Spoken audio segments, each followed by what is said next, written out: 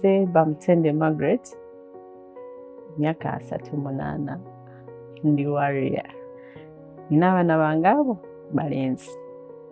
Nowe 12 nowe 16. Omu naye warrior. Omulala ali okay. Mbeera namuŋŋoona ewadde wange mbeera naye. Nali muzanyi wa katemba, twayimbanga, twazinanga. Naye ntandika okuwulira pain wano. This pain yandeetera obuzibu bungi. Bwe nasooka nga nenjiwulira ne ngamba oba ki?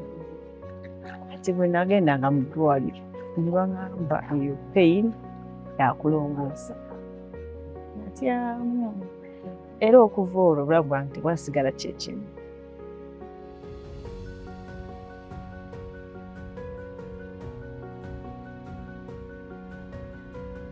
One day, ngende e Mulago, nsanga Dr. Madeo.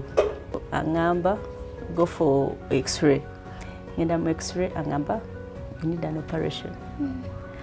Kati nganga ampa gundi ya sente. Oh, akasente kali kangi. Sente zambula netuka okwevaako. Nenkita nengamba nazijjawo. Naye era lumumba ndi awo kakapeni kasinzira butonga kanuma nga nzirayo e Mulago ngangwa ku Dr. Madeo ogwakubiri nangamba go to Raremark nampandikira esimu ya Don ne company Raremark nangamba eri ntinda Doni nga tusinkana nga twogera ngampe essuubi mbadde ndi awo